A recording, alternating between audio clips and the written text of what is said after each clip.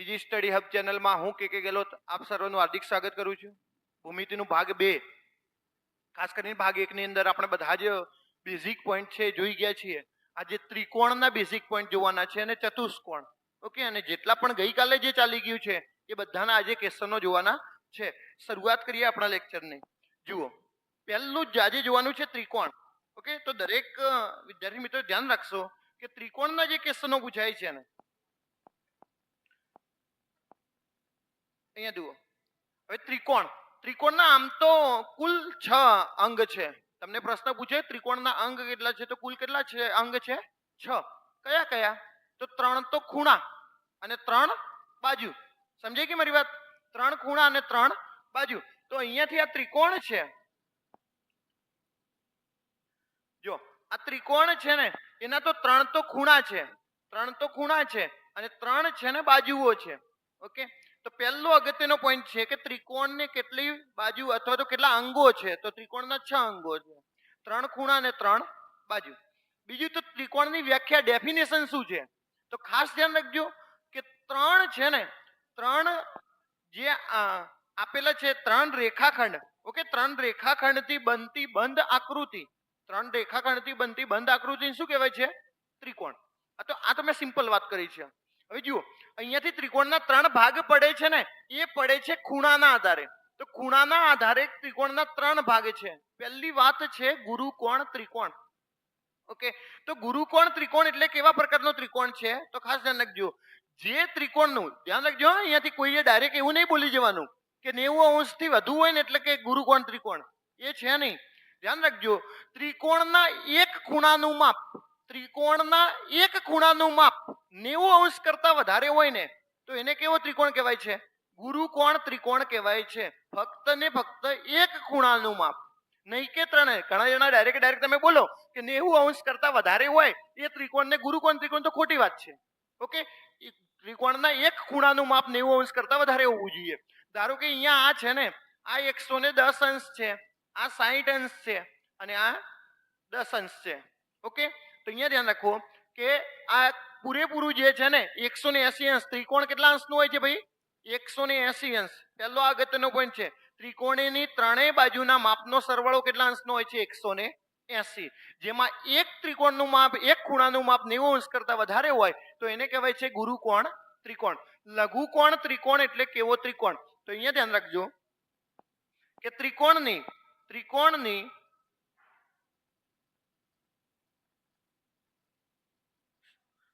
અંદર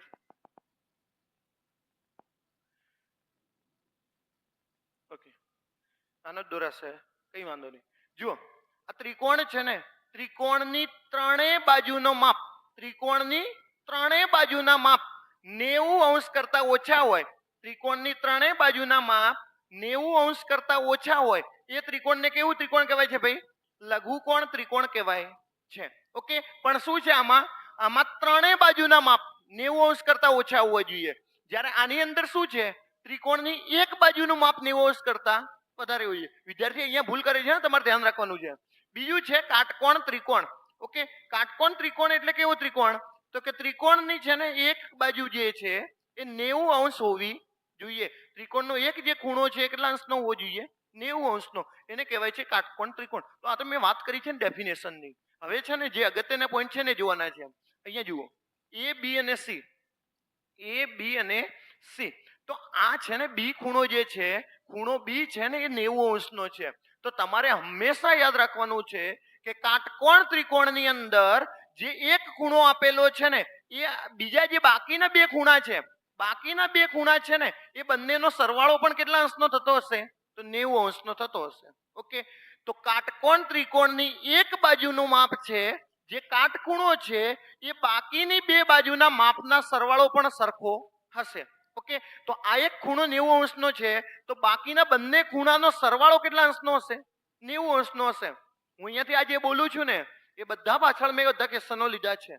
તમને ખ્યાલ આવવો જોઈએ કે ભાઈ આ કાટકોણ ત્રિકોણ છે, આ ગુરુકોણ ત્રિકોણ છે અથવા તો આ લઘુકોણ ત્રિકોણ છે. ઓકે, સમજાઈ ગઈ ભાઈ? 3 વાત કે ત્રિકોણની 3 બાજુનો માપનો સરવાળો 180 અંશ હોય છે. ત્રિકોણની એક બાજુનું માપ 90 અંશ કરતા વધારે હોય તો એને ગુરુકોણ ત્રિકોણ કહેવાય છે. ત્રિકોણની ત્રણેય બાજુનું માપ 90 અંશ કરતા ઓછો હોય તો એને લઘુકોણ ત્રિકોણ કહેવાય છે. અને ત્રિકોણની એક બાજુનું માપ 90 અંશ હોય છે તો એને કાટકોણ ત્રિકોણ કહેવાય છે. અને કાટકોણ ત્રિકોણની અંદર એક વધારાની બાબત એ છે કે ત્રિકોણનો જે ખૂણો 90 અંશનો છે બાકીના બે ખૂણાના સરવાળા જેટલો થશે. ધારો કે આ 40 હશે તો આ કેટલો હશે 50, પણ આ બંનેનો સરવાળો હંમેશા કેટલો થતો હશે 90 થતો હશે. ઓકે, તો આ વાત છે. હવે જુઓ અહીંયાથી એક બીજી વાત જોઈએ. હું અહીંયાથી ત્રિકોણ દોરીને બતાવું છું કે કોઈ પણ ત્રિકોણ હોય. ઓકે, તમે કોઈ પણ ત્રિકોણ એ બી અથવા સી, અહીંયાથી તમે કોઈ પણ ત્રિકોણ દોરો એ બી અને સી. હવે જે ત્રિકોણનો જે ખૂણો આ ધારો કે 90 અંશનો ખૂણો છે તો આ સૌથી મોટો ખૂણો છે. ધારો કે આ 90 અંશનો છે, અહીંયાથી 30 અંશનો લખીએ છીએ અને અહીંયા લખીએ છીએ 60 અંશ. ઓકે, અહીંયા ધ્યાન રાખજો, મેં અલગ અલગ નામ પાડીને બતાવી. આ 30 અંશનો છે, આ 90 અંશનો છે, આ 60 અંશનો. તો સૌથી મોટી બાજુ કઈ? ઓકે, તમને પ્રશ્ન પૂછે ત્રિકોણની સૌથી મોટી બાજુ કઈ આ ત્રિકોણનો, તો તમે કહી શકો કે સાહેબ એસી જે છે ને આ બાજુ કહેવાય છે. ઓકે, આ જે છે આ સૌથી મોટી બાજુ હશે. તો તમને કેવી રીતે ખબર પડી કે આ સૌથી મોટી બાજુ હશે? તો જે ખૂણો મોટો છે એની જે સામેની બાજુ છે, જે ખૂણો મોટો છે એની સામેની બાજુ છે ને એ હંમેશા મોટી હશે. ઓકે, તો અહીંયાથી એક વાત તમારે યાદ રાખવાની છે. જે ખૂણાનું માપ સૌથી વધુ છે એની સામેની બાજુનું માપનું પણ વધારે હશે. અને જે ખૂણાનું માપ ઓછું છે, જો આ એ નું 30 છે કે નહીં, તો સૌથી નાની બાજુ કઈ હશે ભાઈ? તો એના સામેની બાજુ. એટલે કઈ બાજુ હશે ભાઈ? બી અને સી. ઓકે, તો એક આ વાત છે. કઈ? તો કે જે ખૂણાનું માપ સૌથી વધુ છે એની સામેની બાજુ છે એ સૌથી મોટી હશે અને જે ખૂણાનું માપ સૌથી નાનું છે એની સામેની બાજુ હંમેશા નાની હશે. તો આ એક અગત્યનો પોઈન્ટ આપણા માટે છે. નેક્સ્ટ જુઓ, અહીંયા ત્રિકોણના છે ને બાજુના આધારે, અહીંયા બાજુના આધારે ત્રણ માપ પડે છે. ઓકે, તો ત્રિકોણના 6 અંગો છે. એક તો ખૂણાના આધારે આપણે જોઈ ગયા, કાટકોણ છે, લઘુકોણ અને ગુરુકોણ. આ છે ને બાજુના આધારે છે માપ. તો સમબાજુ ત્રિકોણ. ઓકે, સમબાજુ ત્રિકોણ એટલે ત્રણેય બાજુ કેવી હોવી જોઈએ ભાઈ? સરખી. એ બી અને સી, તો આ બધા જ સરખા હોવા જોઈએ. સરખા હોવા જોઈએ એટલે આ જે છે આ પણ એ છે અને આ પણ એ છે. મૂળ ત્રણ બાજુ સરખી હોય તો એને કહેવાય છે સમબાજુ ત્રિકોણ. ઓકે, તો હવે મને એમ કહો કે અહીંયા જે બાજુ ખૂણો બી છે એ કેટલા અંશનો હશે ભાઈ? 60 અંશનો હોવો જોઈએ. કારણ કે ત્રણ જો બાજુ સરખી હોય છે આનો મતલબ ત્રણ ખૂણા પણ કેવા હશે? સરખા. હા, તો મેં હમણાં વાત કરી છે કે જો ત્રણેય બાજુ સરખી છે તો એમના ખૂણા પણ કેવા હશે? સરખા હશે. તો એને કહેવાય છે સમબાજુ ત્રિકોણ. ઓકે, તો આ એક અગત્યનો પોઈન્ટ છે આપણા માટે. અહીંયાથી જુઓ, હવે ઘણીવાર છે ને હું અહીંયાથી તમને આગળ પણ સમજાવું છું કે આ જે લંબ તમે દોરો છો ને આ લંબ હંમેશા 90 અંશ હોય છે. ઓકે, આ તમે લંબ દોરો છો, ગઈકાલે પણ મેં વાત કરી હતી કે અહીંયા છે ને એ અને એ, આ લંબ છે કોનો? બી અને સી નો. ઓકે, આ એ છે અને આ એ છે, તો આ લંબ કોનો છે? બી અને સી નો. તો આ વાત તમારે યાદ રાખવાની છે. નેક્સ્ટ જુઓ, વિષમ બાજુ ત્રિકોણ. વિષમ બાજુ એટલે એની ડેફિનેશનમાં છે ત્રણ બાજુ કેવી હોવી જોઈએ? અલગ અલગ હોવી જોઈએ. ત્રણ બાજુ અલગ અલગ હોવી જોઈએ. એને કહેવાય છે વિષમ બાજુ ત્રિકોણ. અહીંયાથી દોરીને સમજાવીએ છીએ એ બી અને સી. તો તમે અહીંયા પણ એમ કહી શકો કે આ એ બી અને સી મૂળ ત્રણ બાજુ કેવી કેવી હોવી જોઈએ? અલગ અલગ. આ 8 હોય, આ 9 હોય તો આ કેવી હશે? 10. જો ત્રિકોણના ક્ષેત્રફળ ને એ બધું શોધવાનું હું સમજાવીશ. અત્યારે ભૂમિતિની જે બેઝિક વાતો છે ને ચાલે છે અને હું અહીંયાથી જે સમજાવું છું ને એના પછીના બધા મેં ક્વેશ્ચનો લીધા છે. તમારે આજે એ સમજવાનું છે. તમારે ત્રિકોણનું ક્ષેત્રફળ તમને ખબર છે કે સમબાજુ ત્રિકોણનું છે તો √3/4 ગુણ્યા બાજુનો વર્ગ. ઓકે, આ બધા છે ને એ બધું આના ઉપર ડિપેન્ડ જ છે. એટલે હું તમને સમજાવીશ. પણ અત્યારે છે ને આપણે ક્ષેત્રફળ ને પરિમિતિ શોધતા નથી. અત્યારે છે ને ભૂમિતિની બેઝિક વાતો ચાલુ છે. તો વિષમ બાજુ ત્રિકોણ એટલે શું છે? તો કે ત્રણ બાજુ કેવી કેવી છે ભાઈ? અલગ અલગ છે. અને સમદ્રી બાજુ ત્રિકોણ, આનો ટ્રેન્ડ અત્યારે વધારે ચાલે છે. સમદ્રી બાજુ ત્રિકોણનો ટ્રેન્ડ અત્યારે વધારે ચાલે છે. તમને બધાને ખ્યાલ હોવો જોઈએ સમદ્રી બાજુ ત્રિકોણ એટલે કેવો ત્રિકોણ? તો કે જેની બે બાજુઓ છે ને બે બાજુઓ સરખી હોય એને કહેવાય છે સમદ્રી બાજુ ત્રિકોણ. એ બી અને સી. ઓકે, તો આ બંને જે બાજુઓ છે ધારો કે સરખી છે, આ પણ એ છે, આ પણ એ છે, આ બી છે, તો જેની બે બાજુઓ સરખી છે એને કહેવાય છે સમદ્રી બાજુ ત્રિકોણ. ઓકે, હું તમને એમ કહું છું કે ધારો કે આ જે એક ખૂણો આપેલો છે, આ ખૂણો છે ને આ 60 અંશનો છે, આ ખૂણો જે છે એ 60 અંશનો છે. તો હવે જે બાજુની બે બાજુઓ છે એ ખૂણો કેટલા અંશના હશે? ઓકે, તો તમારે જોઈને કહેવાનું છે કે ધારો કે આ 60 અંશનો છે તો બાકીના બે ખૂણા કેટલા અંશના હશે? બોલો ભાઈ. 60 સોરી, અહીંયા છે ને 60 ની જગ્યાએ 50 કરી દઈએ ભાઈ. હા, આપણે એક કામ કરીએ, અહીંયા 40 કરી દઈએ. ઓકે, 40. તો બાકીના બે ખૂણા કેટલા અંશના હશે? એક કેટલા હશે ભાઈ? તો અહીંયાથી જુઓ 40 જતા રહેશે એટલે 160, તો અહીંયા થશે 80 80 ના હશે. સોરી, 70 70 ના બે ખૂણા હશે. ઓકે, 70 અને 70 140 અને 40 એટલે 180. તો મૂળ તમને ખ્યાલ આવી જવું જોઈએ કે આ બધાનો સરવાળો કેટલો થવો જોઈએ? 180. તો તમને એમ થવું જોઈએ કે સાહેબ અહીંયા કેમ 70 70 આવ્યા? હા, કારણ કે આ બંને બાજુ જો અહીંયા જે ખૂણો છે એના સામેની બાજુ અને આ જે ખૂણો છે આના સામેની બાજુ હંમેશા કેવી હશે? સરખી. તો આ ધ્યાન રાખવાનું છે કે ખૂણાની સામેની બાજુ છે ને એ ખૂણાના માપના આધારે નક્કી થાય છે. તો આ છે ને સમદ્રી બાજુ ત્રિકોણ છે જેની બધી જ બાજુ કેવી છે? સરખી.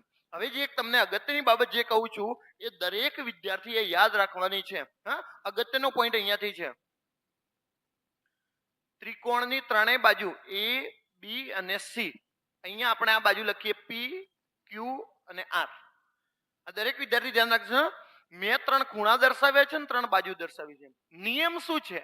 તો નિયમ એવું છે કે ત્રિકોણની કોઈ પણ બાજુ, ત્રિકોણની કોઈ પણ બાજુ, હું અત્યારે બાજુ લઉં છું પી, દરેક વિદ્યાર્થી ધ્યાન રાખજો, ત્રિકોણની કોઈ પણ બાજુ, તો મેં અહીંયા લીધી છે બાજુ પી.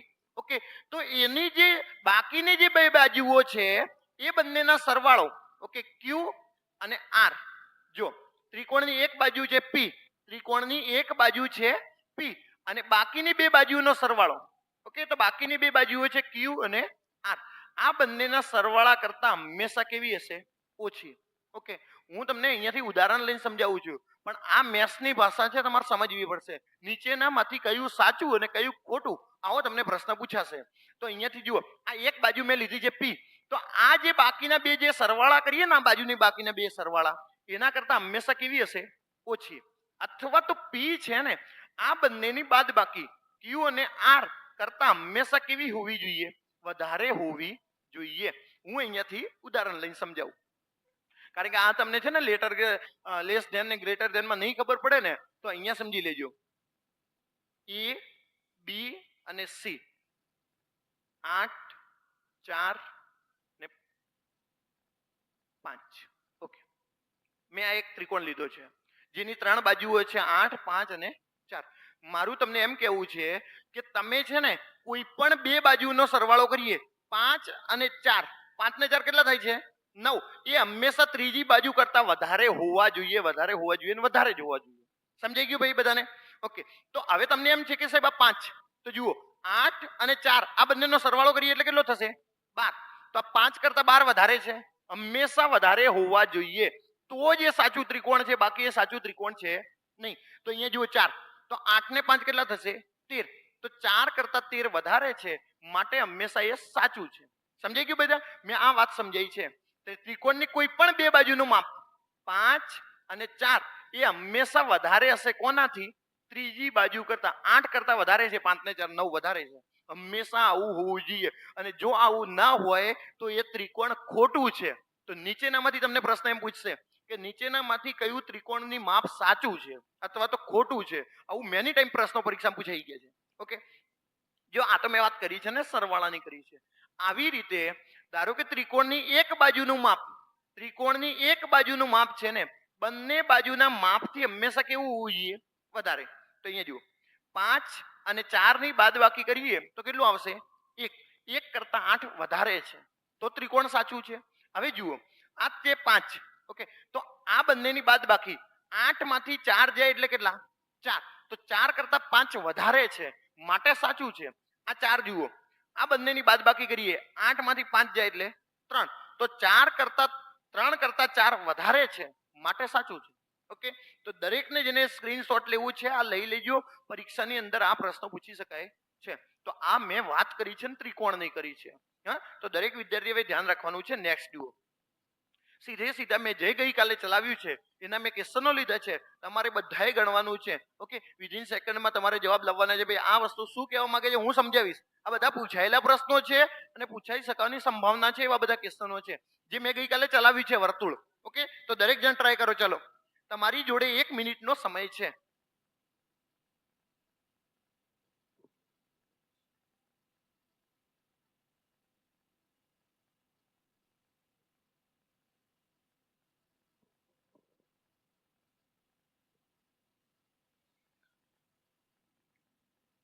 ઓ કેન્દ્ર વાળા વર્તુળમાં 16 સેમી લંબાઈ ધરાવતી જીવા કેન્દ્રથી 6 સેમી અંતરે આવેલી હોય તો વર્તુળની ત્રિજ્યા શોધો.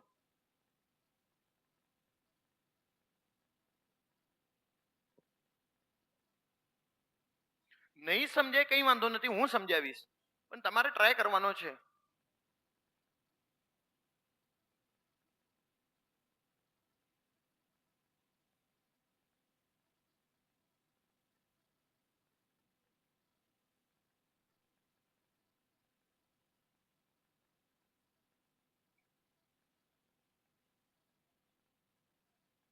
બોલો. Yes, well done. ઘણા જણા જવાબ આવ્યો છે 10. ઓકે, સાચું છે. આ બાદ ધ્યાન રાખો. હવે દરેક જણ આ બાદ ધ્યાન રાખશો. આ છે ને એક વર્તુળ છે. એને શું કીધું છે કે ઓ કેન્દ્ર વાળા, એટલે અહીંયા આપણે લખી દઈએ ઓ. ઓકે, કેન્દ્ર કેવું છે? ઓ. ઓ કેન્દ્ર વાળા વર્તુળમાં 16 સેમી લંબાઈ ધરાવતી જીવા. ઓકે, 16 અહીંયાથી આપણે લખી દઈએ 16 સેમી. આ ધારો કે એક જીવા હશે. આ બંને મેં ગઈકાલે પણ સમજાવ્યું છે કે વર્તુળ પર આવેલા બે બિંદુઓને જોડતા રેખાખંડને શું કહેવાય છે? જીવા. તો અહીંયા ધારો કે આ કેટલું હશે? 16. એવું આપણે ધારી લીધું આ જીવા 16 છે, જે કેન્દ્રથી 6 મીટરના અંતરે આવેલી છે. આ કેન્દ્ર છે ને, કેન્દ્રથી કેટલાય આવેલી છે ભાઈ? 6 સેમી અંતરે આવેલી છે. આમ એણે જેમ કીધું છે ને એમ આપણે લખ્યું છે. તો હવે આ તો કઈ ત્રિજ્યા તો છે નહીં. હા, ત્રિજ્યા તો છે કે અહીંયા સુધી આવે ત્યારે ત્રિજ્યા કહેવાય છે, માટે ત્રિજ્યા મળી નથી. તો આપણે આમ કહી શકીએ કે આ જે ભાગ છે ને આ પણ 8 નો હશે અને આ પણ 8 નો હશે. ઓકે, તો જ અહીંયાથી 16 સેમી થઈ છે. તો હવે ધ્યાન રાખો, આપણને એને શું કહે છે કે ભાઈ વર્તુળની ત્રિજ્યા શોધો. તો ત્રિજ્યા શોધવી આનો મતલબ એવો છે કે આ ભાગ શોધવાનો છે. ઓકે, આ ભાગ શોધવાનો છે.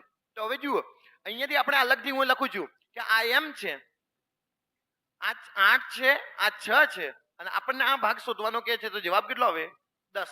મેં તો દરેક વિદ્યાર્થીને કીધેલું છે કે આ એક જોડકું જ છે. કયું? 6, 8 અને 10 નું એક જોડકું જ છે. આ તમે જાણશો ને તો પાયથાગોરસનો પ્રમેય થઈ જશે. હા, પાયથાગોરસનો પ્રમેય મેં લખ્યો છે અને પાયથાગોરસનો પ્રમેય શું કહે છે કે આ બંને આનો વર્ગ કરો, 8 નો વર્ગ 64, 6 નો વર્ગ કરો 36. ઓકે, જવાબ આવે છે 100. તો 100 એ કોનો વર્ગ છે? તો 10 નો વર્ગ છે. સીધો નિયમ છે. માટે તમારો જવાબ કેટલો આવશે ભાઈ?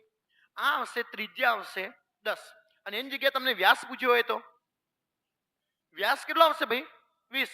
ઓકે, તો આ એક અગત્યનો પોઈન્ટ છે આપણા માટે. તમારે હંમેશા યાદ રાખવાનું છે. પરીક્ષામાં આવા પ્રકારના પ્રશ્નો પૂછી શકાય છે. નેક્સ્ટ જુઓ, તમારો પ્રશ્ન હોય ને તો પૂછી લેજો. હો ભાઈ, ચલો. બે સમકેન્દ્રી વર્તુળની મેં ગઈકાલે વાત કરી હતી ને, સમકેન્દ્રી વર્તુળની. ઓકે, આ વાત એ જ છે. બે સમકેન્દ્રી વર્તુળની ત્રિજ્યા 26 અને 24 છે. તો મોટી ત્રિજ્યા વાળા વર્તુળની જીવા નાની ત્રિજ્યા વાળા વર્તુળને સ્પર્શે છે. તો આ જીવાની લંબાઈ શોધો. હા, હું આજે તો તમને છે ને બધું દોરીને બતાવીશ. પરીક્ષામાં તમને ખ્યાલ આવી જાય ને તો તમારે દોરવાની જરૂર નથી.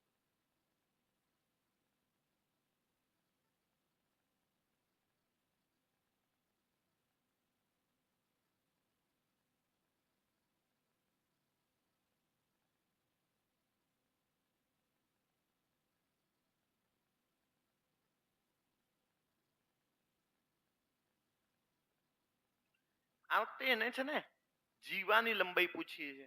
હા, જીવાની લંબાઈ શોધો.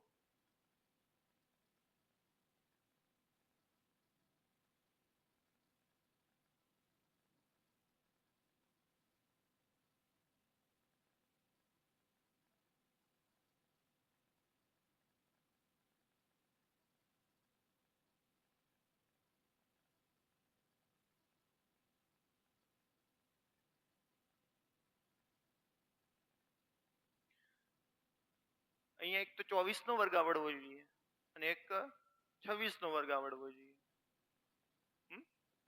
અને મેં વર્ગ તો કેટલી વાર સમજાવ્યા છે તમને.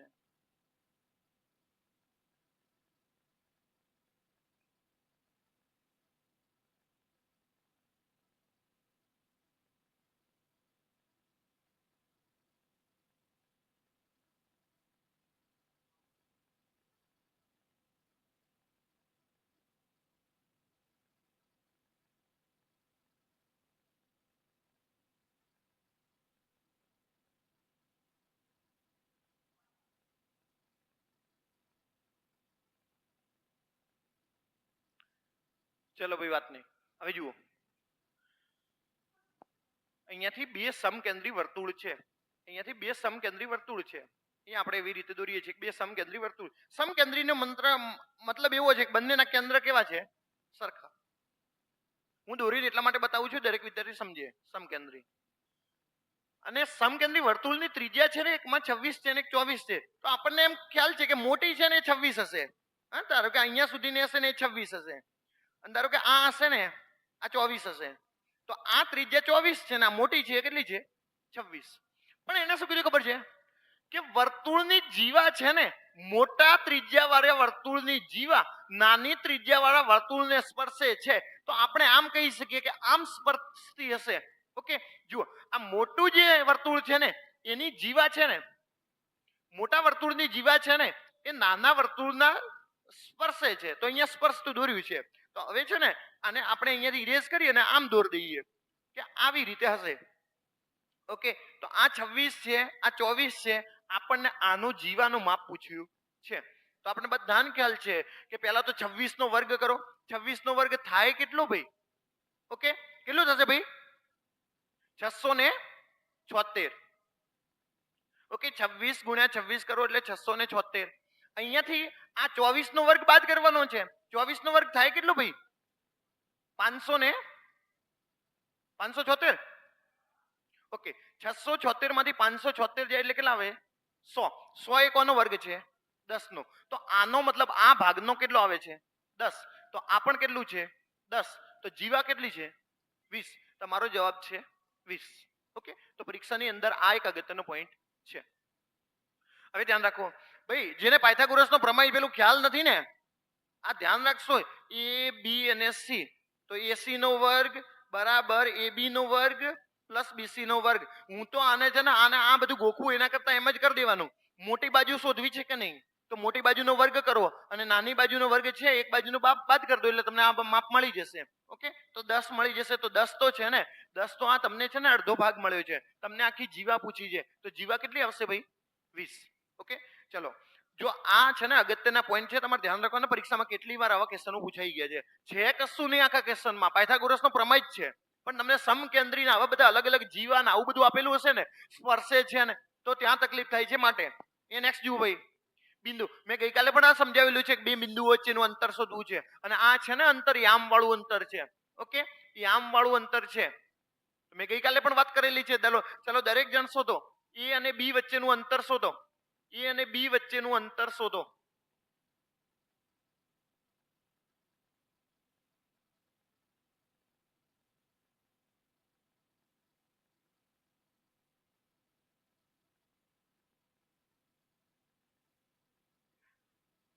ઓકે, 13. ચલો એનીવન, પેલું તો યાદ છે કે નહીં? એ બી બરાબર x1, એ બી નો વર્ગ બરાબર x1 માઇનસ x2, x2 નો વર્ગ પ્લસ y1 માઇનસ y2 નો વર્ગ. ઓકે, જોઈ લો. હવે તમે આમાં કિંમત, હું તો કહું છું પરીક્ષામાં આવું યાદ રાખી લેવાનું, કોઈ મોટી તોપ છે નહીં. હા, આને ધારી લો x1 અને આને ધારી લો y1 અને આ x2 અને આ y2. ઓકે, x2 માઇનસ તો 2 માઇનસ માઇનસ 3 એટલે આ કેટલા થઈ જશે ભાઈ? 5. ઓકે, આ થઈ જશે 5 પ્લસ y1 3 માઇનસ 9, માઇનસ 9 એટલે 9 ને 3 કેટલા થઈ જશે ભાઈ? 12. તો આ થઈ જશે 12. ન ખ્યાલ આવે ને તો આવી રીતે કરી દેવાનું. 3 માઇનસ માઇનસ 9. તો જુઓ માઇનસ માઇનસ પ્લસ થઈ જાય એટલે 9 ને 12. અહીંયા જોઈ લો તો આ બંનેના વર્ગ કરવાના છે. આ બંનેના શું કરવાના છે ભાઈ?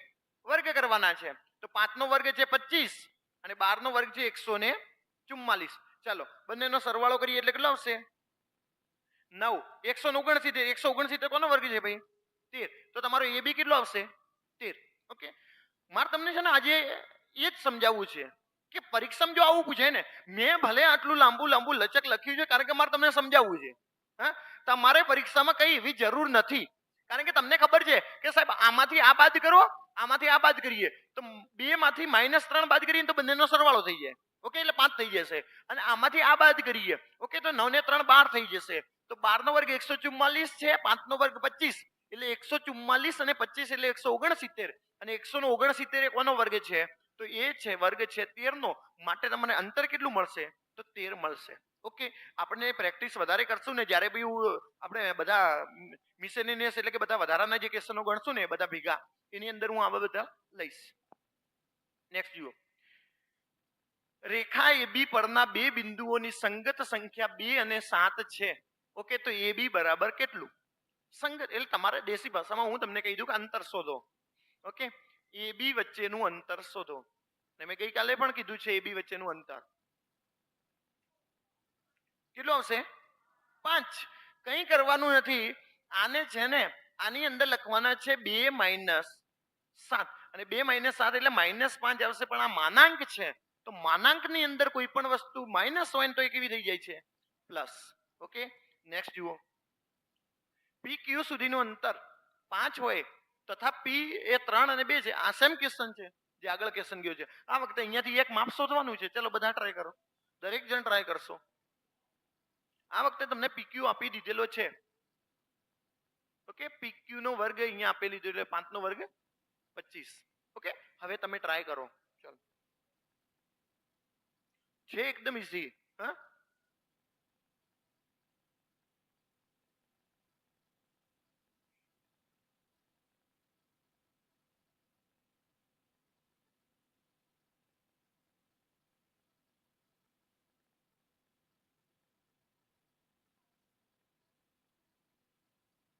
Okay, well done.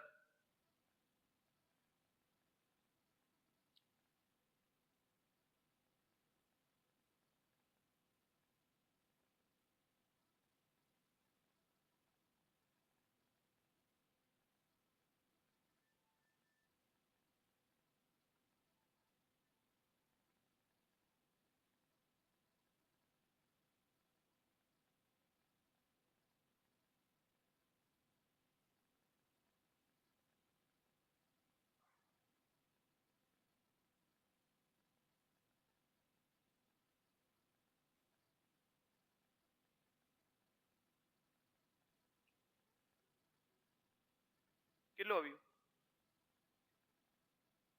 ચલો, આ PQ છે ને, PQ એ 5 આપેલા છે તો 5 નો વર્ગ 25 લખી દો. કોઈને કોઈ પ્રોબ્લેમ હોવો જોઈએ નહીં. આ 3 છે અને આ 7 છે. આ બંનેની બાદબાકી કરવાની છે. આ બંનેની બાદબાકી કરવાની છે ને. 3 માંથી 7 જાય એટલે કેટલા આવે? -4 આવે. પણ -4 નો વર્ગ કરીએ એટલે કેટલો થઈ જાય? 16. ઓકે, અહીંયા ચાલો હું -4 લખું. દરેક વિદ્યાર્થી સમજાય માટે -4 નો વર્ગ કરી દઈએ. હા, હું આગળ સમજાવું છું કારણ કે દરેક વિદ્યાર્થી સમજે. હવે પ્લસ આ 2 છે અને આ k છે એટલે તમે એવું કહી શકો સાહેબ 2 - k નો વર્ગ. 2 - k નો વર્ગ આવું થાય ને. ઓકે, બધા ના સમજી ગયું. 4 નો વર્ગ કરીએ એટલે કેટલો થઈ જશે? 16. તો અહીંયા જો આ 25 છે અને અહીંયા લખીએ છીએ 16 પ્લસ થઈ જશે કારણ કે -4 નો વર્ગ કરીએ ને તો એ હંમેશા ધન ઘાત આવે છે. ઓકે, તો અહીંયા 16 છે પ્લસ 2 - k નો વર્ગ. હું એટલા માટે દરેક સ્ટેપ લખું છું દરેક વિદ્યાર્થી સમજે. 25 માંથી 16 જાય એટલે કેટલા? 9. ઓકે, આ 16 પેલી બાજુ જશે એટલે માઇનસ થઈ જાય ને. તો 25 માંથી 16 જાય એટલે 9. તો અહીંયા જોઈ લો 2 - k નો વર્ગ. હવે જ્યાં સુધી ગણિત ભણો ત્યાં સુધી યાદ રાખવાનું છે બરાબરની એક બાજુ વર્ગ છે, આ વર્ગ કાઢી દેવો છે તો સામે શું થઈ જાય? વર્ગમૂળ થઈ જાય કે નહીં? તો વર્ગમૂળ એટલે કેટલો થઈ જશે? 3. ઓકે, 9 એ કોનો વર્ગ છે? 3 નો. બરાબર 2 - k. હવે જુઓ, k પેલી બાજુ જાય કારણ કે k માઇનસ છે અથવા તમે એમ કહો કે સાહેબ ના 2 ને પેલી બાજુ લઈ જાઓ. હા, તો 2 ને પેલી બાજુ લઈ જઈએ 3 - 2 બરાબર -k. તો અહીંયા આવશે 1 બરાબર -k. હવે આ માઇનસ રહે નહીં માટે પેલો માઇનસ થઈ જશે. ઓકે, તો -1 જવાબ તમારો આવે છે. હવે જો દરેક વિદ્યાર્થીને આ સમજાઈ ગયું છે, ભલે પોઈન્ટ વધારે છે, કારણ કે મારે તમને છે ને ડાયરેક્ટ આનો જવાબ આવે ને એ એટલું અગત્યનું ના રાખે, તમારે દરેક પોઈન્ટ તમને ખબર પડવી જોઈએ, કારણ કે આખા ગણિતમાં બધા પોઈન્ટો જ આવવાના છે. હવે મારી વાત સાંભળો, જે વિદ્યાર્થીને એમ હોય આ જે ઋણ ઘાત છે, દરેક વિદ્યાર્થી ધ્યાન રાખશો, અહીંયાથી મેં છે ને આ 3 ડાયરેક્ટ લીધા છે, એની જગ્યાએ હું પ્લસ અને -3 પણ લઈ શકું છું. આ વધારાનો પોઈન્ટ છે, દરેક વિદ્યાર્થી ધ્યાન રાખશો, આવું લઈ શકાય છે કે આ 3 છે ને એ પ્લસ પણ હોઈ શકે ને માઇનસ પણ હોઈ શકે. તો કે સાહેબ કેવી રીતે ખબર પડે કે આ પ્લસ હોઈ શકે કે માઇનસ હોઈ શકે? તો ધારો કે હું -3 લઉં છું, -3 નો વર્ગ કરું તો કેટલો આવે? 9 આવે કે નહીં? તો પણ 9 જ આવે છે ને. હું +3 લઉં છું અને એનો વર્ગ કરું છું તો પણ જવાબ કેટલો આવે છે? 9 આવે છે. તો આનો મતલબ આ 3 પ્લસ પણ હોઈ શકે છે માઇનસ પણ હોઈ શકે છે. સીધી વાત છે, દરેક વિદ્યાર્થીને સમજાવવું જોઈએ કે આ 9 ના આપણે, તમને બધાને ખબર છે 3 નો વર્ગ છે 9, તો આપણે 3 તો લઈ લીધા છે, મેં તમને 3 લઈને સમજાવી દીધું છે, પણ હવે તમને એ સમજાવું છું કે આ 3 છે એ પ્લસ પણ હોઈ શકે છે અને માઇનસ પણ હોઈ શકે છે. તમને એમ થવું જોઈએ કે વાત સાચી છે. ઓકે, તો એક વાર છે ને હું -3 લઉં છું, એક વાર છે ને એક વાર આપણે -3 લઈએ, -3 બરાબર 2 - k. ઓકે, તો આ -3 આ બાજુ આવે એટલે પ્લસ થઈ જાય કે નહીં? તો આ -k છે ને આ બાજુ જાય એટલે k બરાબર 2, આ -3 આ બાજુ જાય એટલે પ્લસ, તો k બરાબર કેટલા આવે? 5 પણ હોઈ શકે છે. આનો મતલબ એવો છે k બરાબર -1 પણ હશે, k બરાબર -1 પણ હશે અને k બરાબર 5 પણ હોઈ શકે છે. પણ પરીક્ષાની અંદર એટલું બધું લેન્ધી તમને આપેલો હશે નહીં. ઓકે, આ તો મેં તમને છે ને ડાયરેક્ટ જવાબ આવે ને એના માટે દરેક પોઈન્ટ લખ્યો છે. બાકી જો તમને ડાયરેક્ટ ખબર પડી જાય 5 નો વર્ગ છે 25, જો જેને ગણવાનું છે એ તો આવી રીતે જ ગણવાનો છે. ઓકે, આ 3 છે ને આ 7 છે, બંનેની બાદબાકી થાય 4, 4 નો વર્ગ 16, એટલે દરેક વિદ્યાર્થી અહીંયાથી સીધે -16 કરવાનો છે અને 2 - k નો વર્ગ. ઓકે, તો સીધે તમે આ પોઈન્ટ પર પહોંચી જાવ છો જે અહીંયા આવેલું છે, જે કે અહીંયા સુધી તમે પહોંચી જાવ છો. ઓકે, 25 માંથી 16 જાય એટલે 9, 9 બરાબર, અને 9 આવે છે અને કોકને ખ્યાલ છે કે અહીંયા વર્ગ છે તો સીધું વર્ગમૂળ કરી દો. 3 બરાબર 2 - k. તમે પ્લસ પણ લઈ શકો છો ને માઇનસ પણ લઈ શકો છો. નેક્સ્ટ જુઓ ભાઈ. ઓકે, આ ત્રિકોણ એબીસી માં આ અહીંયા છે ને ખૂણો A છે, આ ખૂણો B, આ ખૂણો C અને ખૂણો, આ જો આ રીતે છે ને સમજી લેજો, આડી લાઈન છે ને ખૂણો દર્શાવે છે. ચલો દરેક જણ ટ્રાય કરો. તો ત્રણેય ખૂણાના માપ શોધો. ત્રિકોણ એબીસી છે, ત્રિકોણ A, B અને C, એમાં એણે એમ કીધું છે ખૂણો A બરાબર ખૂણો B.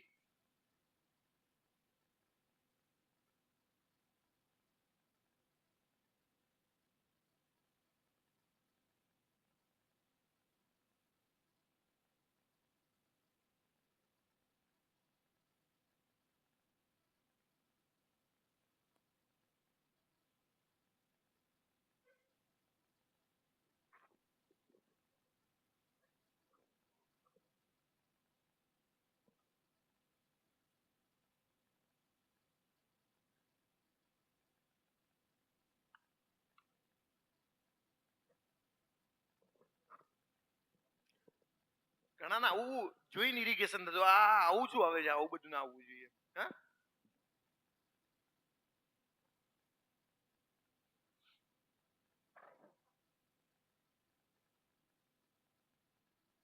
ચલો આ બધું ધ્યાન રાખો, દરેક જણ આ બધું ધ્યાન રાખો. ખૂણો A, ખૂણો B અને ખૂણો C. તો કે સાહેબ એમ શું છે? આ છે ને મેથ્સની ભાષા છે. તમે એમાં નહીં પડો તો ચાલશે, કારણ કે આ બધું જોઈને તમને એમ થાય કે આ બધું આવું કેવું આવે છે. મેં અહીંયાથી ખૂણો A, ખૂણો B અને ખૂણો C લખ્યો છે, તમને પણ અહીંયાથી ખ્યાલ આવવો જોઈએ, કારણ કે એણે એમ પૂછ્યું છે ત્રણેય ખૂણાના માપ, તો ખૂણો A અને B અને C ત્રણેય છે. હવે મને એમ કહો, આ પહેલો ભાગ જોઈને મને એમ કહો ખૂણો A બરાબર કેટલો છે? ખૂણો A બરાબર કેટલો છે ભાઈ? 2 છે કે નહીં? ખૂણો A બરાબર 2 છે. આવું તમે જે ગુણોત્તરને પ્રમાણ ભણાવો ને તો તમને ડાયરેક્ટ ખબર પડી જશે કે ખૂણો A છે ને ખૂણો A બરાબર 2 છે અને ખૂણો B બરાબર કેટલો છે? 1. તો કે સાહેબ અહીંયા લખેલું છે નહીં, કશું નથી લખેલું તો પછી એક જ હશે. હા, બધાને સમજાવવું જોઈએ. હવે જો મને અહીંયા જોઈને કહો, અહીંયા ખૂણો બી કેટલો છે? 3 છે કે નહીં? અહીંયા ખૂણો બી છે કેટલો છે? 3. અને ખૂણો સી છે કેટલો છે? 1. કારણ કે નથી આપ્યું તો પછી નહીં લખવાનું. ઓકે, તો મેં જુઓ ખૂણો 2 છે, ખૂણો 1 છે, ખૂણો બી છે ને 3 છે ને 1 છે. હવે મેં તમને શીખવાડેલું છે, અહીંયા 1 લખી દો ને અહીંયા કેટલા લખી દો? 3. ઓકે, 3 દુ 6, 3 એકા 3 અને 1 ગુણ્યા 1. તો જુઓ 6 ને 3 9, 9 ને 1 10. તો આ 3 એ 3 તમને એમ થાય કે સાહેબ ખૂણો એ, ખૂણો બી અને ખૂણો સી આપણે જોઈ તો લીધું કે 6, 3 અને 1 આવ્યા છે. તો મેં કીધું 3 એ 3 ખૂણાના ત્રિકોણ હોય, ત્રિકોણ અને 3 ખૂણાના માપનો સરવાળો થાય કેટલો? 180 થાય કે નહીં? તો 180 થાય છે. અહીંયા તમે જુઓ તો 6 ને 3 9 ને 1 કેટલા થાય છે? 10. તો 180 કહીએ કે 10 કહીએ, વાત તો હરકી જ છે. ઓકે, આપણને પૂછે છે ખૂણો એ, તો ખૂણો એ માટે ગુણ્યા 6 તો 18 છંગ. ઓકે, 18 ગુણ્યા 6 કરો એટલે તમને ખૂણો એ મળશે. 18 ગુણ્યા 6 કરો ખૂણો એ, 18 ગુણ્યા 3 કરો એટલે ખૂણો બે, અને 18 ગુણ્યા 1 કરો એટલે ખૂણો ત્રીજો. તો એ બી અને સી ખૂણાના માપ શોધી લો. ઓકે, અહીંયા જોઈ લો 8 છંગ 48 ના 8 વિદ્યાવી 4 એટલે 18 છંગ 108 થશે. 8 તરી 24 ના 4 વિદ્યાવી 2 અહીંયાથી 18 તરી 54 અને 18 એકા 18. તો આ તમને મળી ગયા છે ખૂણાના માપ. એક સાબિત કરીએ આપણે. અહીંયા ધ્યાન રાખો કે ખૂણો સૌથી મોટો ખૂણો કયો છે? 108. એના પછી 54 અને એના પછી 18. તો અહીંયા જુઓ આ 54 અને 18 આ મેં તમને હમણાં વાત કરી હતી ને કે ત્રણેય ખૂણાના માપનો સરવાળો ખૂણો ત્રિકોણ છે કે નહીં. ધારો કે આ તો ક્વેશ્ચનની અંદર ડીપ આપેલું હોય તો એ તમને તકલીફ પડે. કયું ખૂણાની અંદર ધારો કે આ ક્વેશ્ચનમાં કોઈ પ્રોબ્લેમ છે તો અહીંયા સાબિત ના થાય. બાકી મેં તમને કીધું છે ખૂણાના ત્રણેય ખૂણાના માપ તો અહીંયા 108 છે, 54 છે અને 18 છે. તો આપણે જોઈ લઈએ. ખૂણો એ છે, ખૂણો એ છે 108, ખૂણો બી છે 54 અને ખૂણો સી છે 18. મને એમ કહો સૌથી મોટી બાજુ કઈ? સૌથી મોટી બાજુ કઈ? બી અને સી. સૌથી નાની બાજુ કઈ? એ અને બી. કારણ કે જે ખૂણો નાનો છે એની સામેની બાજુ સૌથી નાની હશે, જે ખૂણો મોટો છે એની સામેની બાજુ સૌથી મોટી હશે. નેક્સ્ટ જુઓ, ચલો આ ઈઝી છે, આ એકદમ ઈઝી છે ભાઈ, ફટાફટ જવાબ લઈ દો. ચલો આને હું ગણાઈશ નહીં.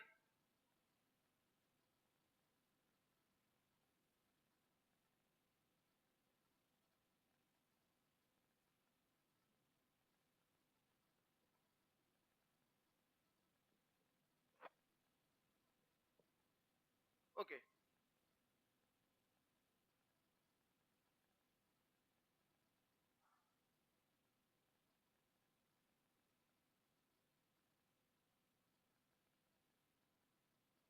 બાર ચોક 36, 12 50 60 ને 12 છંગ 72.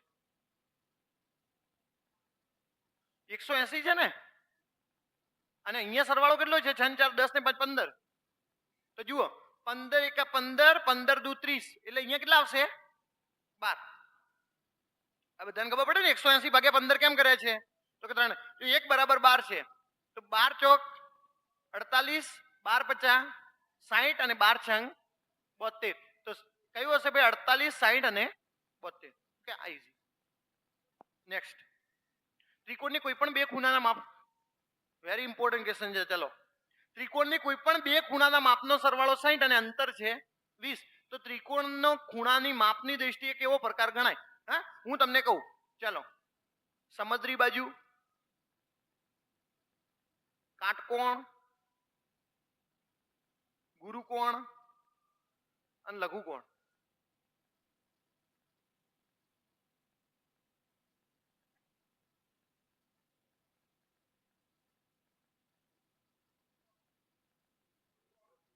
ગુરુકોણ. ઓકે, આમ છે ને ના ગણો ને તોય ચાલે કે બે બાજુનો માપનો સરવાળો જો 60 થતો હોય, બે બાજુનો માપનો સરવાળો, તો ત્રીજી બાજુ તો વધારે જોવાની છે ને. હા, તો કયો ત્રિકોણ કહેવાય ભાઈ? ગુરુકોણ. અને સાબિત પણ કરીએ. બે બાજુનો માપનો સરવાળો કેટલો છે? 60. તો હવે ત્રીજી બાજુ હશે એ તો કેટલી હોવી જોઈએ? એ કેટલી હોવી જોઈએ ભાઈ? 120 હોવી જોઈએ કે ના હોવી જોઈએ? અને કોઈ બાજુ 120 હોય, કોઈ બાજુ 120 હોય, આનો મતલબ કેવો ત્રિકોણ હોય? ગુરુકોણ ત્રિકોણ. ઓકે, અને ગણવું હોય ને તો તમે એમ કહો એક બાજુ x અને y, બે બાજુનો માપનો સરવાળો કેટલો? 60 અને બે બાજુના માપનો અંતર કેટલું છે 20, તો એ બંને બાજુઓ કઈ હશે? આ જેને આ છે ને આ સમજાવું છું. ત્રિકોણને થોડી વાર સાઈડમાં રાખો. આવું આવે તમારે શું કરવાનું? ઓકે, આવું આવે ને અને તમને એમ પૂછે છે ને કે મોટી બાજુ કઈ હશે કે નાની બાજુ કઈ હશે? ઓકે, એ બંને બાજુનો માપનો સરવાળો છે 60 અને બંને બાજુનો જે અંતર છે ને 20 છે. તો મોટી બાજુનું માપ કેટલું હશે? એવું પૂછે ને તો મોટી બાજુ પૂછે ને તો એકવાર બંનેનો સરવાળો કરવાનો એટલે કેટલા આવશે ભાઈ? 80. 80 ભાગ્યા 2 કરો ને એટલે તમને મોટી બાજુ મળી જાય. મોટી બાજુ 40 છે તો નાની બાજુ કઈ હશે? 20. કારણ કે બંનેનો જે સરવાળો 60 હોય તો એક બાજુ 40 હોય તો બીજી બાજુ કઈ હોય? 20. તમને એમ કે સર નાની બાજુ પૂછે, હા તમને અત્યારે છે ને આમ પાછા હું ધીરે ધીરે એટલા માટે બોલું છું કે તમે બધી વાત સમજો. x પ્લસ વાય બરાબર 60 અને x માઇનસ વાય બરાબર 20 છે. હવે હું તમને એ નથી સમજાવતો, અહીંયાથી હું તમને આ બાબત નથી સમજાવતો કે આ વાય વાય ઉડી ગયા છે, x અને 2x એટલે 2x બરાબર અહીંયા બંનેનો સરવાળો થાય છે 80, તો x બરાબર 80 ભાગ્યા 2. આવું હું તમને નથી સમજાવતો. હું તમને એક જ વાત સમજાવું છું કે તમને ડાયરેક્ટ આવું આપેલું છે, તમને ડાયરેક્ટ આવું આપેલું છે અને તમને પૂછે છે મોટી બાજુ પૂછે તો આ બંનેનો સરવાળો 80 ભાગ્યા 2 કરો એટલે તમને મળે છે 40. તો મોટી બાજુ અને નાની બાજુ પૂછે છે ને તો આ બંનેની કરો બાદબાકી.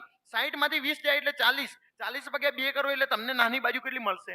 20. સમજાઈ ગયું? તો ગમે ત્યાં આવો પ્રશ્ન આવે કે ભાઈ x પ્લસ વાય બરાબર આટલા છે ને x માઇનસ વાય બરાબર આટલા છે તો તમારે આ રીતે જવાબ લખવાનો છે. તો બધાને ખ્યાલ આવી ગયો હશે ગુરુકોણ ત્રિકોણ છે. ત્રિકોણના તમામ ખૂણાના મૂલ્યો પૂર્ણાંક છે. પૂર્ણાંક એટલે કેવા? ઋણ નથી. 1 2 3 4 5 8 9 10 11 12 100 1080 હોઈ શકે. ઓકે, પણ કેવા છે? પૂર્ણાંક. તો નીચેનામાંથી કયો તેમના માપનો ગુણોત્તર ન હોઈ શકે? ન હોઈ શકે. આ પૂછાયેલો ક્વેશ્ચન છે માટે મેં અહીંયા લીધો છે. હા, તો કયો ન હોઈ શકે? તો પહેલા તો આપણને ખબર છે ત્રિકોણ છે ને એટલે 180 અંશ તો હોય છે. 180 અંશ હોય છે. હવે જુઓ, 2 ને 3 5, 5 ને 1 6, આ બધાનો સરવાળો થાય છે 6 અને 6 ને 18 વડે ભાગી શકાય છે માટે આ હશે. ઓકે, 180 ને આપણે 6 વડે ભાગી શકીએ ને માટે આ હશે. 5 ને 4 9, 9 ને 3 12. ઓકે, 180 ને 12 વડે ભાગી શકીએ તો કે ભાગી શકાય છે. ઓકે, માટે આ છે. જુઓ, 6 ને 5 11, 11 ને 7 18, તો 180 ને 18 વડે ભાગી શકીએ તો ભાગી શકાય છે માટે આ હશે. અહીંયા જોઈ લો, 6 ને 6 12 ને 1 13, 13 ને 8 કેટલા થશે? 21. ઓકે, 180 ને 21 વડે ન ભાગી શકાય. ઓકે, 180 ને 21 વડે ન ભાગી શકાય માટે આ હશે નહીં. આ સીધી વાત છે. ઓકે, તો દરેક વિદ્યાર્થીને સમજાઈ ગયું હશે. આ પૂછાયેલો ક્વેશ્ચન છે, ધ્યાન રાખશો તો તમને શું ખબર પડે કે ભાઈ આ માપનો ગુણોત્તર હોઈ શકે કે નહીં. તમારે બધાનો સરવાળો કરવાનો 6 આવે છે, 180 તમે 6 વડે ભાગી શકો માટે છે. તો કે સાહેબ 21 ને ભાગીએ તો પોઈન્ટમાં આવે છે. હા, પોઈન્ટમાં આવે છે પણ એને શું કીધું છે? કેવી હોવી જોઈએ? પૂર્ણાંક હોવી જોઈએ માટે એ લેવાય નહીં. સમજાઈ ગયું કે નહીં? અને ખૂણા ક્યારે પોઈન્ટમાં હોય નહીં. નેક્સ્ટ જુઓ, આ ક્વેશ્ચન જોઈને કયો મને. હાલો, જો ત્રિકોણના ખૂણાઓનો ગુણોત્તર 59, 32 અને 91 હોય તો ત્રિકોણનો કેવો પ્રકાર છે?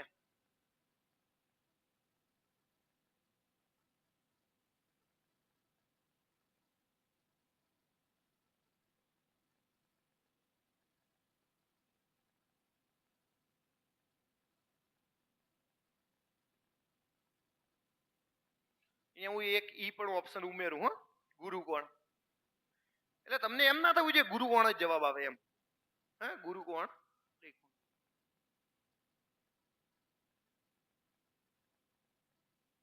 ઓકે, હું સમજાવું કે સાહેબ 3 3 બાજુના માપનો ગુણોત્તર તમને આપેલો છે. તો પહેલા તો આપણે એમ કહીએ, સૌથી જો ક્વેશ્ચનને સોલ્વ કરવાની રીત સમજાવું છું. ઓકે, તો પહેલા છે ને સૌથી મોટી બાજુને પકડવાની. અહીંયા મોટી બાજુ છે 91. હવે આપણને બધાને ખ્યાલ છે કે બીજી બે બાજુનો માપનો સરવાળો કરીએ અને જો એના કરતા વધવો જોઈએ, એના સરવાળા કરતા વધવો જોઈએ નહીં. ઓકે, તો ચલો સરવાળો કરીએ. 59 અને 32, 9 ને 2 11 ને 1 વિદ્યાવી 1, અહીંયા કેટલો થાય છે? 91. જો ભાઈ આ 91, સામે પણ 91, તો કયો ત્રિકોણ હોવો જોઈએ?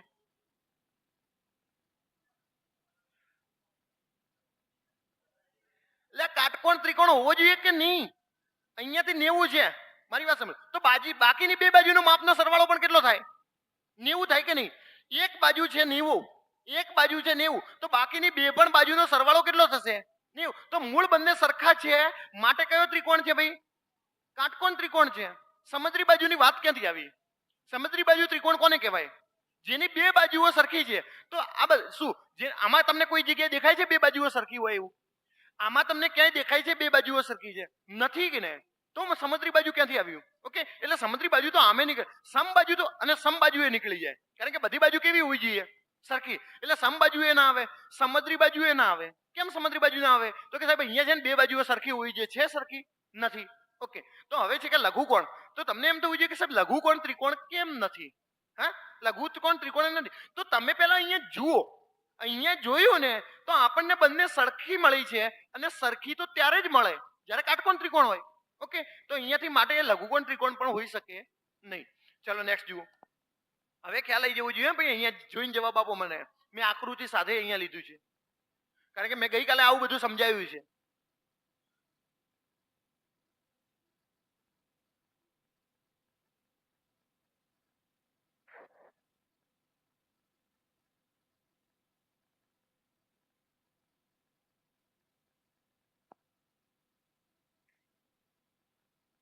આવું જોઈ મેં આટલા માટે ક્વેશ્ચનો લીધા છે. તમે આવું જોઈને ગભરાવશો નહીં. હું તમને દરેક વસ્તુ સમજાવીશ, દરેક વસ્તુ હું તમને સમજાવીશ.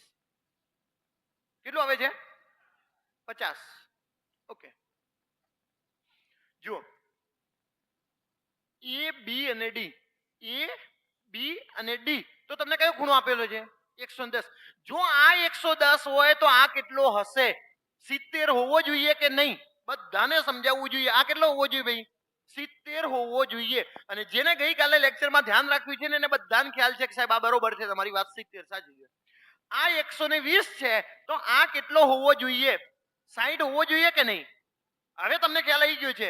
આ 60 છે, આ 70 છે, તો આ કેટલો હશે? 50. તો કે કેમ સાહેબ 50? તો આ ત્રણે ત્રણ નો સરવાળો કેટલો થવો જોઈએ? 180 થવો જોઈએ.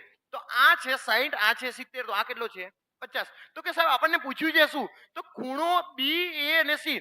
જો અને મેં તમને એવું કીધું હતું કે આ છે ને બી એ અને સી, બી એ અને સી, તો જે વચ્ચે છે ને એ ખૂણો છે. જે વચ્ચે આપેલું છે ને એ ખૂણો છે. માટે તમને પૂછે છે શું? ખ્યાલ છે કે ખૂણો એ કેટલો છે? તો દરેક વિદ્યાર્થી આવું જોઈને ગભરાવાનું છે નહીં. તો અહીંયા જુઓ, ખૂણો એ બી અને ડી, તો આ વાત છે ને ખૂણા બી ની છે. આ વાત કોની છે? ખૂણા બી ની છે. તો કે સાહેબ આપણને શું ખબર પડે? આ બહારનો જ ખૂણો છે કે અંદરનો ખૂણો છે? તો અહીંયા જો એ બી અને ડી આપેલું છે, આ બાજુ આપેલું છે માટે બહારની વાત કરી છે. જો એ બી અને સી આપેલું હોત ને તો કોની વાત કરે છે? અંદરના ખૂણાની વાત કરે છે. માટે આ બધું ઈઝી છે. તમે ખાલી ખોટું મગજમાં લઈને ફરશો નહીં કે આ બધું છે ને ભૂમિતિ અઘરું છે. ચલો નેક્સ્ટ ક્વેશ્ચન છે, દરેક જણ સોલ્વ કરશો. ઓકે, એ બી.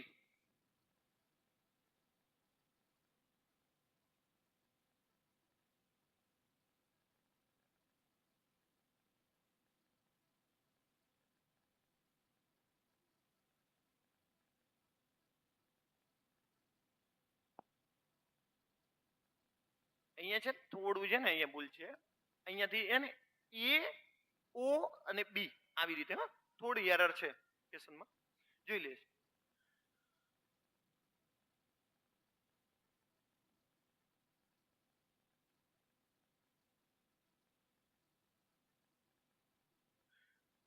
આ ક્વેશ્ચનમાં તો કઈ લાંબુ છે નહીં. કેટલું આવે? 120. કેમ? તો કે સાહેબ આ પૂરેપૂરી લાઈન છે ને, આ રેખાખંડ છે, આ રેખાખંડ છે. ઓકે, આ રેખાખંડ છે ને એના ઉપર છે ને એક તો એ આવેલો છે, એક બી છે અને એક ઓ છે. તો સાહેબ કે આ છે ને 180 હોવા જોઈએ. આ કેટલા હોવા જોઈએ? 180 હોવા જોઈએ. 180 માંથી આ એ છે ને આ બી છે, તો એને 2/1 કીધું છે. તો 180 એ 3 બરાબર થયા, કારણ કે આ 2 અને 1 એટલે 3 બરાબર થયા ને. 180 એ 3 બરાબર, તો 1 બરાબર કેટલા થયા? 60. તો કે સાહેબ જો બી 1 છે ને તો બી છે 60. ઓકે, બી 1 છે તો બી છે 60, અને આ છે ને એ છે ને 2 છે તો આ છે 120. આ 120 અને 60 એટલે કેટલા થઈ ગયા? 180. ઓકે, તો આ એક ક્વેશ્ચન અગત્યનો ક્વેશ્ચન છે. પણ સાદી રેખા પર આપેલા છે, હા, રેખા પર આપેલા હોય તો કેવી રીતે દર્શાવાય છે? આવી રીતે દર્શાવાય છે. અને જો ડાયરેક્ટ આવી રીતે દર્શાવે છે તો એ રેખાખંડની નિશાની છે. ઓકે, કિરણ છે, ઓસી કિરણ છે, તો કિરણને આમ આ રીતે દર્શાવાય છે. અને જો ઓસી છે ને, ઓસી એક કિરણ નીકળે છે, અહીંયા ઓ બિંદુ પરથી એક કિરણ નીકળે છે, સી. ઓકે, ચાલો નેક્સ્ટ. સેમ એઝ ઇટ છે શું? ના, અલગ ક્વેશ્ચન છે. ચાલો જોઈ લો, જવાબ આવવો જોઈએ. હાલો ભાઈ,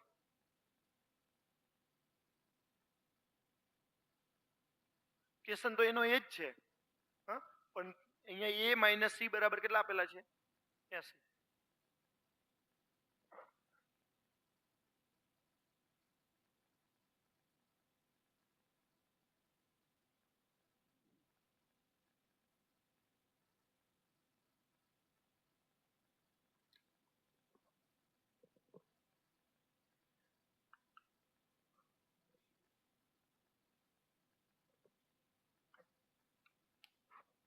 શું કરો છો લ્યા ભાઈ? a minus b, a minus b કેટલા? 80. અને a પ્લસ બી કેટલા? 180 આવે કે નહીં? મેં હમણાં સમજાવ્યું છે, હમણાં જ સમજાવી છે આ વાત. a અને b નો સરવાળો કેટલો છે? 180 છે કે નહીં? 180. અને બાદ બાકી કેટલી છે? 80. તમે મને કહો મોટી બાજુ શોધવી તે શું કરવું? તો કે સાહેબ મોટી બાજુ શોધવી હોય તો આ બંને સરવાળો કરો. અને 80 અને 180 નો સરવાળો કરીએ તો કેટલો આવે? 260 આવે. કેટલો આવે? 260. 260 ભાગે 2 કરીએ એટલે જવાબ કેટલો આવે? 130. આ મોટી બાજુ 130, તો નાની બાજુ કેટલી હશે ભાઈ? 50. લો, તમને જવાબ મળી ગયો. તો કે સાહેબ ખબર ના પડી. a પ્લસ બી 180 એ તો ખબર પડી ને બધાને. ઓકે, આ તો ખબર પડી. a માઇનસ બી એટલે 80 ખબર પડી. આ બંનેમાં તમારે મોટી બાજુ શોધવી છે ને, મોટી બાજુ શોધવી છે ને, તો આ બંનેનો સરવાળો કરવો પડે. અને 80 અને 180 સરવાળો કરીએ ને એટલે 260 આવે. 260 ભાગે 2 કરીએ એટલે તમને જવાબ મળશે 130. 130 શું મળ્યું છે? તો મોટી બાજુ મળી છે.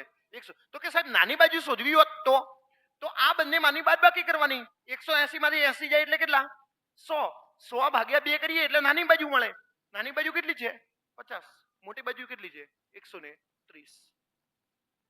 અત્યારે જે બોલું છું આમને આમ બોલતો નથી. તમારે છે ને આગળ બધી જગ્યાએ બહુપદીના પણ ક્વેશ્ચનો આવશે તો એમાં બધું આ કમાવાનું છે. હા, પછી પેલા કે 20 સસલા ને કબૂતર, પેલા સસલા ને કબૂતર છે, પછી એમના પગ આટલા છે અને એમના માથા એટલા છે, હા, એ બધા આવશે. એમાં બધામાં આ કમાવશે, ધ્યાન રાખજો. નકર તમારા સસલા ને કબૂતર થઈ જાય. આ જવાબ લાવવા લો. હવે આ નહીં આવે તો મેલ નહીં પડે, તમને કહી દઉં. બધું હરખું છે.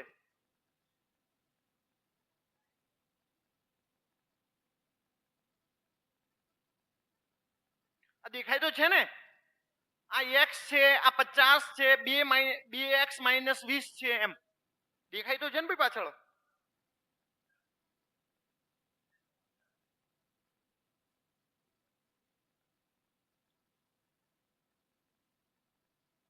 એને શું પૂછ્યું ખબર છે?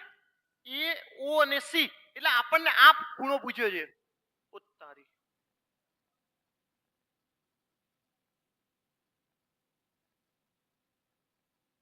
આપણને આ એક્સ પૂછ્યો છે. શું પૂછ્યું છે એને? એક્સ. તો કે સાહેબ જુઓ, આ એક્સ મેં કીધું બરોબર, આ 50 પ્લસ 2x માઇનસ 20, આ બધાનો સરવાળો કેટલો થાય? 180. સીધી વાત છે કે સાહેબ આ એક્સ 50 2x માઇનસ 20, આ બધાનો સરવાળો કેટલો થાય છે? 180. ચલો, હવે આ 20 છે અને આ 50 છે, તો અહીંયા 30 કરી દઈએ, ચાલે ને? આ 50 છે ને આમાંથી 20 જાય એટલે 30, અને 30 પણ આ બાજુ આવે એટલે માઇનસ, તો અહીંયા કેટલા થઈ જશે? 150. અને જે ના સમજે ને એને સમજાવું, આ 20 આ બાજુ આવે ને એટલે પ્લસ થઈ જાય, તો 180 અને પ્લસ એટલે 200. 200 માંથી આ 50 જાય એટલે કેટલા રહ્યા? 150. અને 2x અને x એટલે કેટલા થઈ ગયા ભાઈ? 3x. ઓકે, આ x અને આ 2x, તો 3x થાય કે નહીં? 3x બરાબર 50, સોરી 150, તો x બરાબર કેટલા? 50. તો આપણને એને x જ પૂછ્યું છે અને આ x ની કિંમત આવે કેટલી? 50. ઓકે, માટે તમારો જવાબ છે 50. તો આ કેટલું આવશે ભાઈ? 50 દુ 100. 100 માંથી 20 જાય એટલે કેટલા? 80. આ 50, આ 50 અને આ 80, તો 50 ને 50 100, 100 ને 80 180, બધું બરાબર છે. ઓકે, તો તો ક્વેશ્ચન એકદમ ઈઝી. પણ મારે તમને છે ને હું વારંવાર એકની એક વાત એટલા માટે કરું છું ભાઈ આ તમને ખબર પડી જવી જોઈએ. આની કિંમત શોધો, આની કિંમત શોધો. આનો મતલબ એવો છે કે એ ઓ અને સી, એ ઓ અને સી એટલે આ ખૂણાની વાત કરે છે. હા, પછી પરીક્ષામાં એમ ના કે એક્સ શોધો, તો તમને આમ કે એ ઓ સી, તો કે એ ઓ અને સી એટલે અંદરના ખૂણાની વાત કરે છે. નેક્સ્ટ જુઓ. યસ, મેં ગઈકાલે પણ આ સમજાવ્યું હતું ને, આજે પણ સમજાવી દઉં. એકદમ ઈઝી છે, એકદમ ઈઝી છે ભાઈ, બધાને જવાબ આવવો જોઈએ.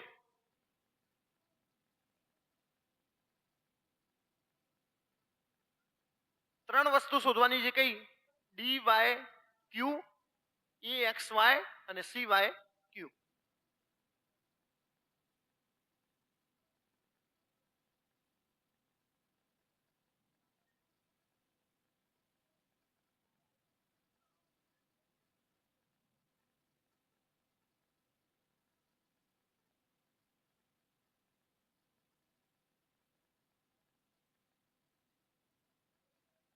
ઓકે, મને કહો આ 125 છે તો આ કેટલો? 55 આવે કે નહીં? આ 125 તો આ કેટલો છે? તમને એમ થયું સાહેબ આ 55 હોય ને તો આ 55, કારણ કે આ બંને હરખા છે. સાહેબ આ 125 છે ને તો આ 125. ભાઈ આ બધી બુદ્ધિ તમને પહોંચી જવી જોઈએ. ઓકે, આ 125 તો આ 125, આ 55 તો આ 55. પણ કે સાહેબ આ 55 છે તો આ કેટલું હશે ભાઈ? 125. હા, આ 125 છે તો આ કેટલું? 120. આ 125 હશે તો આ કેટલું? 55. તો આ કેટલું? હવે તમે જે પૂછે એનો જવાબ આપી દો ને આપણને. ડી વાય અને ક્યુ. જુઓ ડી ક્યાં છે? ડી વાય અને ક્યુ માટે તમારો જવાબ કેટલો આવે? 125. એ એક્સ અને વાય. જુઓ એ એક્સ અને વાય એટલે આ પૂછે છે. કયો? એ એક્સ અને વાય એટલે આ ખૂણો પૂછે છે. આ ખૂણો કેટલો છે? 55. આ 55. અને સી વાય અને ક્યુ. જુઓ સી વાય અને ક્યુ એટલે આ પૂછે છે. આ પૂછે છે એટલે કેટલા છે? 55. તો બધું બરાબર છે. સમજાઈ ગયું કે નહીં? ચાલો નેક્સ્ટ. આ તો એઝિટ જ છે. હવે આને હું ગણાવતો નથી. આ બધાનો સરવાળો કેટલો થવો જોઈએ? 180. ઓકે, એક ત્રિકોણ છે ને PQR માં આકૃતિમાં એસ, મેં હમણાં આજે જે સમજાવ્યું ને એ છે. તમે બધા ટ્રાય કરો. ચાલો પહેલા ત્રિકોણ બનાવો. ત્રિકોણ બનાવો બધા જણ ત્રિકોણ બનાવો. એના ઉપર એક એસ રેખાખંડે બનાવો. બધું બનાવો તો બધું સમજાશે. હા, મહેનત તમારે કરવી પડશે. મારું કામ ફક્ત ને ફક્ત સમજાવવાનું છે કે આમ રીતે કરવાના છે.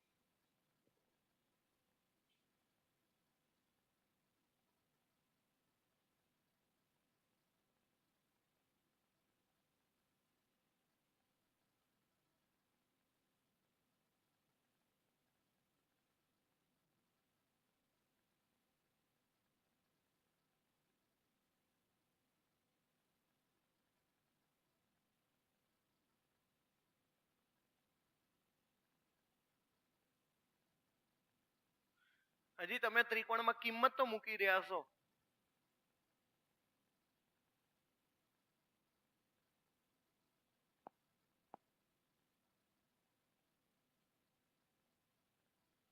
ચાલો પી ક્યુ અને આર. તમારા મગજમાં પહેલો ક્વેશ્ચન એવો આવ્યો છે સાહેબ મેં ત્રિકોણ દોર્યો ખરી પણ મેં છે ને આવી રીતે દોર્યું પી ક્યુ અને આર. મને ખ્યાલ છે તમે એમ કહો કે સાહેબ મેં આવી રીતે લખ્યું પી ક્યુ આર એટલે સાહેબ કે તમને શું ખબર પડી કે આવી રીતે લખવાનું છે? મને કઈ નહીં, પણ આને શું કીધું ખબર? પી ક્યુ ઉપર છે ને એક રેખાખંડ છે એસ, એટલે પીક્યુ ઉપર છે ને એક રેખાખંડની અંદર શું આપેલું છે? એસ આપેલો છે એવું કહે છે. તો હવે ધારો કે હું આવી રીતે દોરત ને તો મારે એસ ને કેમ મૂકવો પડે? અહીંયા મૂકવો પડે. હા, પીક્યુ ઉપર એસ, એટલે તમને છે ને પેલું દેખીતી રીતે થોડું ઓકવર્ડ લાગે. બાકી આપણે બંને હું સિમિલરમાં સમજાવું. ઓકે, હવે જુઓ એને શું કીધું છે બરી? આકૃતિમાં એસ એ પીક્યુ પર છે. પી આર કેટલો છે? P R 8. પીએસ કેટલો છે? પીએસ છે 3. ઓકે, અને ક્યુ આર કેટલો છે? ક્યુ આર છે 15. ઓકે, આટલા સુધી આટલું લખેલું છે. અને આપણે પણ અહીંયા લખવું હોય કે પી આર છે ને, પી આર છે 8 છે અને પીએસ છે 3 છે અને અહીંયાથી ક્યુ આર આપેલો છે 15. આવું રીતે આપણે બંને. પણ પહેલા આ સમજીએ. હવે એ શું કહેવા માંગે છે? પહેલા તો મને એમ કહો કે આ જે બાજુ છે પી અને ક્યુ એ કેટલી હોવી જોઈએ? કેટલી હોવી જોઈએ? એનું માપ કેટલું હોવું જોઈએ? તો તમને કે સાહેબ પહેલા તો આનો સરવાળો કરો. 8 ને 5 15 ને 8 કેટલા? 23. તો કે એક તો સાહેબ છે ને 23 થી વધારે ના હોવો જોઈએ. 23 થી વધારે હોવો જોઈએ નહીં. અને એ તમને ખબર છે કેમ ના હોવો જોઈએ. કારણ કે ત્રીજી બાજુનું માપ છે ને બે બંને બાજુના માપથી સરવાળાથી વધવો જોઈએ નહીં. એટલે કે સાહેબ 23 થી વધારે હોવો જોઈએ. મેં કીધું ચાલો બરોબર. તો મેં કીધું ઓછામાં ઓછો કેટલો હોવો જોઈએ? તો કે આ બંનેની બાદબાકી કરો. ઓકે, 15 માંથી 8 જાય એટલે કેટલા આવશે ભાઈ? 7. ઓકે, તો કે સાહેબ 7 થી ઓછો ના હોવો જોઈએ. 7 થી ઓછો હોવો જોઈએ નહીં. અને 23 થી વધારે હોવો જોઈએ. તો મેં કીધું એક તો આ તો ના જ આવે, આ તો ના જ આવે, 4 તો ના જ આવે ને, કારણ કે 7 થી ઓછો ના હોવો જોઈએ. તો એક તો 24 ના આવે. હવે રહ્યા 2. ઓકે, સમજો મારી વાતને સમજો. હા ભાઈ, એકદમ ઈઝી છે. અહીંયા છે 20 અને અહીંયા છે 13. તો 3 તો આપેલા કે નહીં? 3 તો આપેલા છે. ધારો કે આપણે 23 લઈએ તો કેટલો થઈ જાય છે? 26 થઈ જાય. ઓકે, અથવા તમે એમ કહો સાહેબ 20. અહીંયાથી ધારો કે હું આને લઉં છું 20. ધારો કે મેં અહીંયા લીધો છે 20. જુઓ, એસ અને ક્યુ ની લંબાઈ હોઈ શકે. તો આ જે લંબાઈ છે આ બધી લંબાઈ છે કોની લંબાઈ છે? એસ અને ક્યુ ની છે. તો એસ અને ક્યુ હું અહીંયા લઉં છું 20. તો 20 ને 3 23 થઈ છે. જ્યારે 23 તો હોવી જ ન જોઈએ. ઓકે, 23 અથવા 23 થી વધુ હોવી જોઈએ નહીં. માટે 20 આવશે નહીં. આપણો જવાબ કેટલો આવશે ભાઈ? 13. ઓકે, કારણ કે અહીંયા આપણે લખીએ છીએ 13. તો 13 અને 3 કેટલા થઈ જશે? 16. ઓકે, તો 16 એ સેટિસ્ફાઈડ છે. માટે આપણો જવાબ કેટલો છે? 16. હવે જે વિદ્યાર્થી પ્રશ્ન થયો છે ને સાહેબ 23 કેમ નહીં? હા, 23 કેમ નહીં? તો અહીંયા જુઓ મેં શું કીધું છે? આ બંનેના સરવાળો અથવા સરવાળાથી વધવી જોઈએ નહીં. મેં અહીંયાથી ગ્રેટર ધેન અને લેસ ધેન લખ્યું હતું, નહીં કે greater than is equal to less than is equal to. એટલે કે 23 અથવા 23 કરતા વધુ એવું હું બોલતો નથી. 23 થી વધુ હોવી જોઈએ નહીં. આનો મતલબ 23 પણ હોવી જોઈએ નહીં. સમજાઈ ગયું કે નહીં? હું એવું નથી બોલતો કે 23 અથવા 23 થી વધુ હોવી જોઈએ નહીં. 23 થી વધુ હોવી જોઈએ નહીં. એટલે એમાં 23 પણ હોવા જોઈએ નહીં. ચલો નેક્સ્ટ. હા, ચલો એનું એ જ છે. ઓકે, આજના સેશનનો લાસ્ટ ક્વેશ્ચન છે. આજના સેશનનો લાસ્ટ ક્વેશ્ચન છે.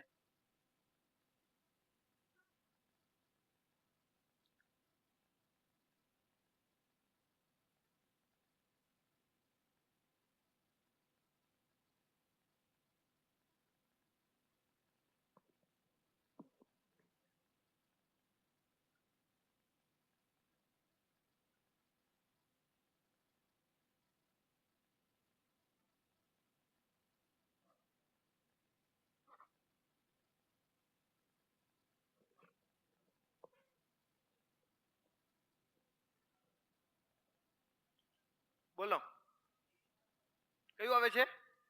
બી, સી. ઓકે, એ, બી અને સી. ધારો કે આવું ત્રિકોણ છે. એક બાજુ બે બાજુ આ ધારો કે 3 અને આ લઈ લઈએ 8 અને આ લઈ લઈએ x. મેં હમણાં જ વાત કરીને આ x છે ને આ બંનેના સરવાળાથી વધારે હોવી જોઈએ નહીં. 8 ને 3 કેટલી? 11. તો 11 થી વધારે હોવી જોઈએ નહીં. તો જુઓ અહીંયા પણ 11 થી ઓછી છે, અહીંયા પણ 11 થી ઓછી છે, પણ અહીંયા તો 11 થી વધારે છે. આ ગ્રેટ સાહેબ કે આ શું છે? આ પાંખડા, આ પાંખડા છે ને પાંખડા, જે બાજુ પાંખડા હોય ને એ એમ કે એનાથી વધારે છે.